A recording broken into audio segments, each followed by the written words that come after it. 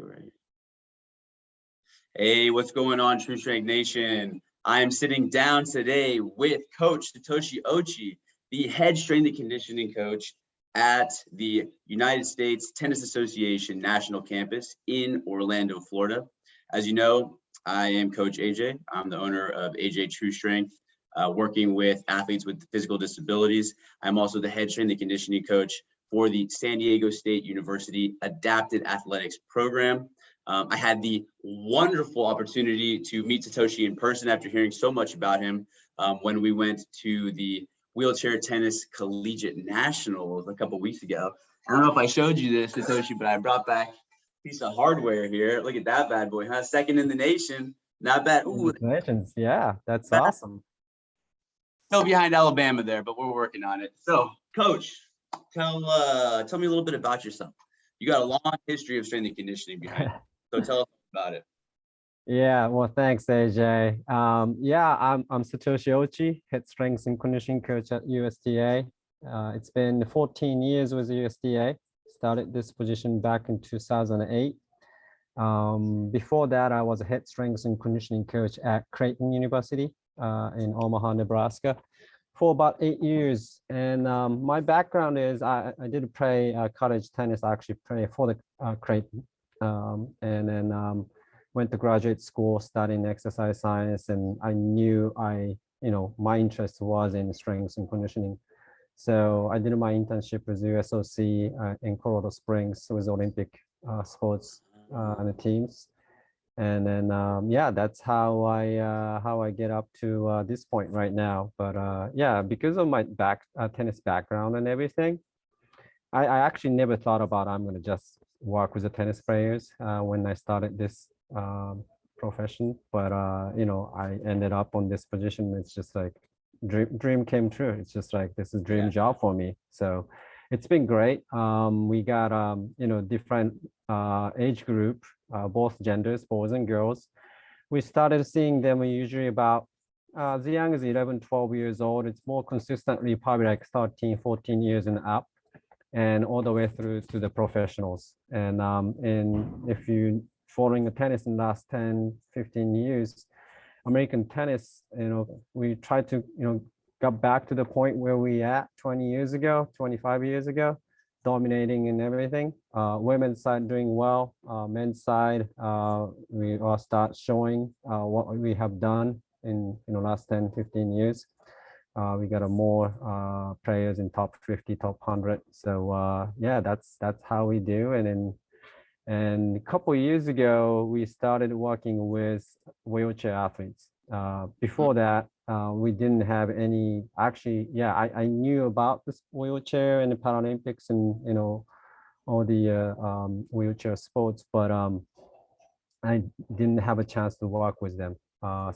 But when we opened this place in Orlando and we start working with wheelchair coaches and start bringing in some of the players.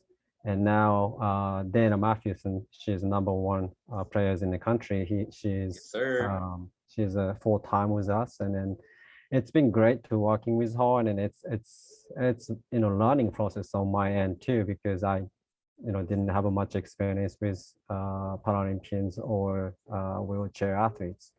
So, right. But it's been great. Yeah, that's who I am and where we at right now. Nice. So, I mean, dream job for you, going from playing tennis your entire life to being able to train some of the top players in the U.S. Do you get any international athletes coming in and kind of like training for camps or anything like that at the campus? So, well, our mission is try to develop the U.S. players. So, however, we try to create the environment of the very high performance facility. So, because we have a great setting, good training facility. You saw that last when you came over here. Oh yeah. We have enough tennis courts. So, now players knows, and in Florida is lots of professional players coming through. So, time to time we got the players, hey, can we stop by and then do some match plays? Can we stop by and do a few weeks of training block? So yeah, we have a few players coming through here. Former number one in the world, number one players in the world, Nice. top 10, top 100, coming through. And it's great for us to seeing those, champions around here, especially for the young players we are Right. here. They have, they can see them off court, how they train, how they prepare for the practice and everything, because most of the time you only know them watching TV and then playing matches. So it's kind of behind the scene. We have an opportunity to see those champions training here. As much as I wanted to train them, but it's not like my position to do that. So, but Right. at least I can provide the facility and then training environment for them to their training and practice, and then have some interaction with us. Yeah, fantastic, fantastic. Now, one last thing from your history that I heard that kind of stood out to me. I also was it an internship over in Colorado Springs, or Yeah, were you hired there? So I also had an internship, not at Colorado Springs, but down here, San Diego, in Chula The Vista Chula. at Yeah, the okay. Elite Athlete. Yeah. Okay. So that one really kind of was a springboard for me, jumping me into what it really means to be an elite athlete, what it takes. The 2 days, the 3 days, that you're on campus, you're in that facility, you're living there, you're eating there, you're training there, your life is there. And being just one aspect of what it takes to be an elite athlete in that strength and conditioning setting, right? We're just one stop for them, right? They're hitting nutrition, they're hitting PT, they're hitting their massage, their sports coach, they're hitting the psych, they're hitting everything. And I kind of feel like at times in the strength and conditioning setting, in that space, we kind of do a little bit of everything, right? We get asked the questions from the athlete that maybe they're too scared to ask their coach, or maybe they just didn't even like the answer from their coach and they want to ask us, and we have to be mindful of that kind of stuff. But it's also a time for athletes to kind of decompress a little bit at times. I guess it depends on how you're running your facility. Sometimes I'm sure I think we talked about this in your collegiate time. It's just, every sport, and just churning and turning and churning, right? Just get your work in and get out. Not a lot of time to chat. But I'm sure, at least it seemed like when I saw you at the national campus, you start to, when you get into more of that elite phase, you start to slow things down. You're more one-on-one, maybe small group, but it's more of a time for the athlete to be able to communicate as well. How do you feel about that? No, I think you made a good point, and then in my experience with USOC was the same thing. That was like a very high level world class athletes experience for me. I was a GA at the college level already, and then I thought I knew what's the strengths and conditioning and high performance were, but it's a different level, right? Definitely, man. And then that was I've been doing this quite a long time now. So that was back in '99. So before 2000 game, and that's great time to do my internship down there, because everybody's getting ready for the Olympics and the 2000 games. So that was a great time. And I always thought that strengths and conditioning, and in any actually support staff, athletic trainers and mental skills, whatever you do off the court, so off the field, we had unique opportunity to communicate with players. And sometimes you get something, they don't want to communicate with the coaches, like you said. Kind of, it's getting more relationship with your players, and then getting know them, they're comfortable, talk about it, and then decompress what they've been going through. It's different things. It's pretty funny, because we don't always talk about tennis. We don't always talk about strengths and conditioning or sports science. Sometimes it's just like talking about your life and your experience. You maybe you about your schoolworks, maybe your family relationships, or like boyfriend, girlfriends, who knows? But athletes going through lots of different things, and they have to talk about it. And right, as getting high performance you are, and in like our environment right now, different from college level or different, even the Olympic training center, you have a different sports interactions. You can talk to the different athletes and coaches, but right now we are very small group of players coming through here. They are only know about tennis, and the players coming here, they're good. They're good in tennis. That's why we invite them. That means even their young junior players, entire life to that point, they only know about tennis. They don't know much about anything else. So it's a great opportunity to, talk about different things with them. And I love that part of our job to talk with players and, kind of outside of strength and conditioning and sports science, we can still somewhat impact our players. Yeah, 100%, 100%. I think that, and I do believe that that is one of the most important aspects of what a strength and conditioning professional or even just a high performance professional is about. We talk about, what are we meant to be doing for these athletes, right? We talk about injury prevention, performance enhancement, but we also talk about this, the soft skills, right? That ability to kind of communicate effectively, allow them to kind of, like you said, maybe they've been hyper focused their entire life, allow them to kind of expand a little bit, but also decompress the stress that's going on with their sport, family life. I know tennis parents are pretty notorious for being pretty strict parents and trying to push their kids to the limits. But that's all part of the job, and I think that's exactly why a lot of us do what we do, is that we do get to have some of that special time to just to talk and help grow the person, not only physically, but also psychologically, mentally, emotionally. Yep. Now my question for you here is, we mentioned Dana Mathewson, #1 US. Was she your first experience, your first interaction with a seated athlete? So as athletes, actually, in Colorado Springs and USOC, they did have Paralympians.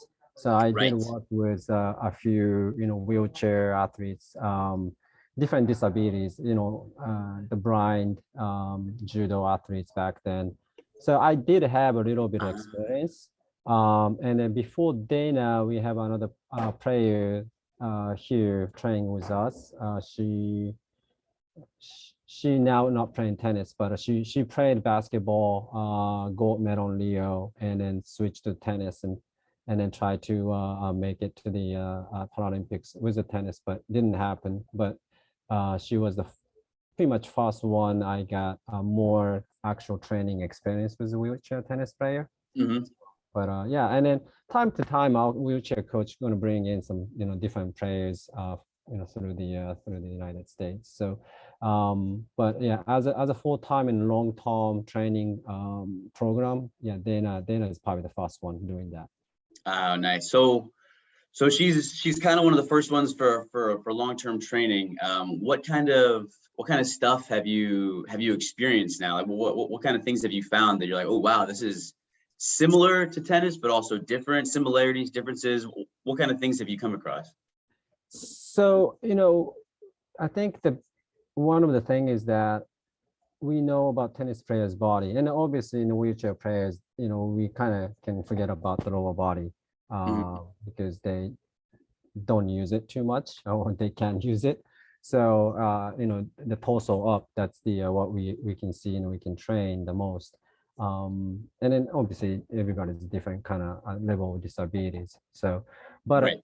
So different. Yeah, but similar things, normal high performance tennis players to the wheelchair tennis players or wheelchair athletes, they tend to develop the front side of body a lot, right? Because of the tennis athletes usually have lots of internal rotation strengths and then limitation of the shoulder range of motion because of that, because of the muscular difference in front and back. So true. And then we do, normally recommend like, okay, if you're a tennis player, you should do like a 1-3, 1-2 ratio of front and back exercises. And because the wheelchair athletes with push movement, I think it's developing kind of similar things on that body. And then I see, lots of, upper body strength and muscular development is, more than normal athletes or tennis players wheelchair athletes. Mhm. But still, I see the like, yeah, you got to work on the backside a little bit because you don't use it or you're not working too much of it. So that's the one thing we kind of quickly realize that on, okay, it's a similar to the tennis players we work on, and we need Yeah. to also work on the wheelchair athletes. So Yeah, so much of that, I mean, being so upper body dominant, obviously, when working with a seated athlete, but so much of that anterior musculature, right, is there's just so much hypertrophy, so much overactivation there, that internal rotation of the pushing, right, constantly pushing, pushing, pushing.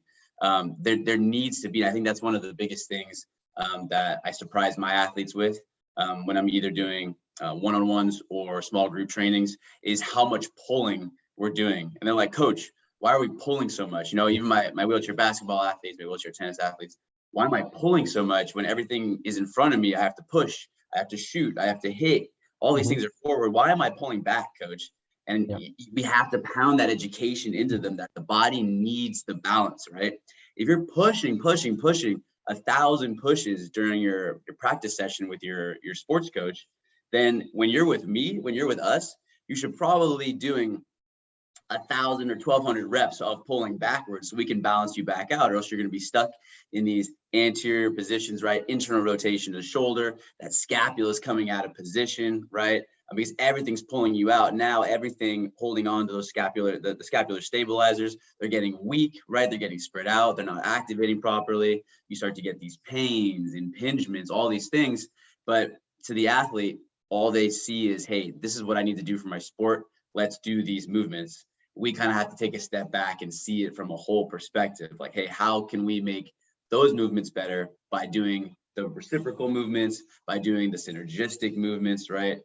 So, I mean, yeah, that poor scapular position and shoulder pain. I don't know, obviously without getting into too many specifics about athletes, I'm sure you have come into experience with pain for a lot of these athletes, right? There's just so many reps going through there. Right. Pain's pretty common for your athletes having to work through that.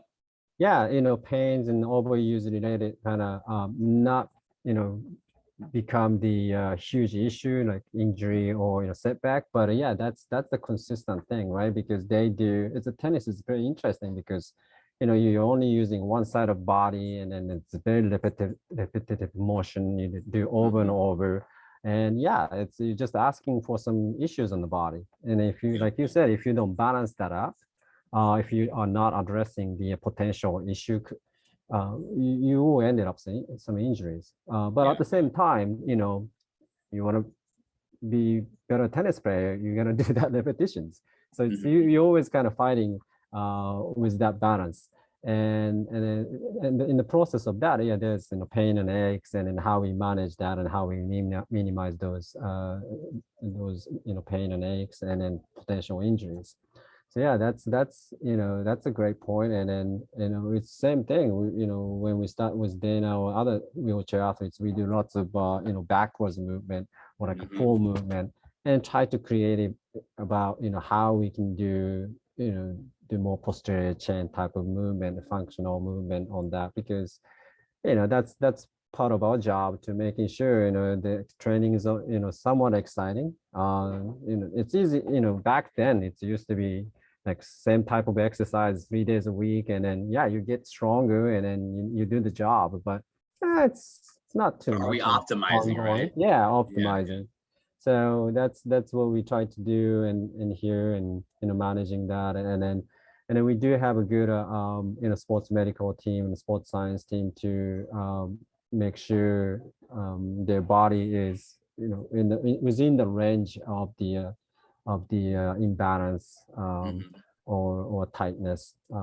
It's called the high performance profile. And then we are testing out the wheelchair tennis players version of that right now. Um, so those kind of functional movement screening, and then make sure their asymmetry or muscular imbalance or tightness in within the range of, okay, we can going we can move forward with this. If someone is outliers, or that imbalance or asymmetry is way getting too much, okay, we gotta make sure fix that, balance a little bit. So Oh, interesting. So you guys are doing kind of these high performance profiles on seated athletes as well. yep, yep. Oh, wow. We I'd love to get more into that too. absolutely, we can probably share with you in very soon. Like I Yeah, said, our sports medical team, athletic medicine team, just start trying out that protocol and that's then cool. try to fine tune all the protocols and then measurements. So yeah, very similar to what we do with able body, because Mhm. we see, like I said, we see the same kind of character in the body with tennis players. They are, bottom lines, they're both tennis players. So Exactly. very, very similar to the able body high performance profile, which is already available on the USDA website, if you want to check that out. Nice. So yeah. And I think there are some individuals. We got a few minutes left here. That I think there are some individuals and some groups that think that we should be creating these kind of protocols or profiles or methodologies from scratch when it comes to our adaptive athletes. And then there are some that think that we can use what we've done previously with able-bodied athletes and kind of just adapt it to these now seated athletes or adaptive athletes in general, right? And I think it's a combination. I don't think that using a profile that was created, or at least the method for the profile that was created for an able-bodied athlete, and then finding ways to adapt it to a seated tennis player now, I don't think there's really a big issue there. I think you're just saving yourself a lot of time because, again, they are athletes, right? Mhm. Still, able-bodied tennis and seated tennis, the ball is still going to be in front of you. You're still hitting and rotating and doing all these things, overhead movements, right? You're still doing a lot of upper body stuff. Sure, we're not using the lower body, but why would we try to work harder than we need to and try to start from scratch? Right. That may not be true for every scenario, but in this case, I mean, it seems like it was the smartest move to go that way. Yeah, no, like you said, it's a combination of that, right? Sometimes you have to create something, from the scratch and then brand Yeah. new. Sometimes you just modify it. And then that's how, most of the time actually able body athletes and tennis players and any other sports too. It's just like, how we can kind of modify it and make it functional for the other athletes and then different players and those kind of things, what we do all the time. And my favorite thing is just like talking to yourself or like watching some others training session, just steal something and then just modify it and make it work. And Exactly.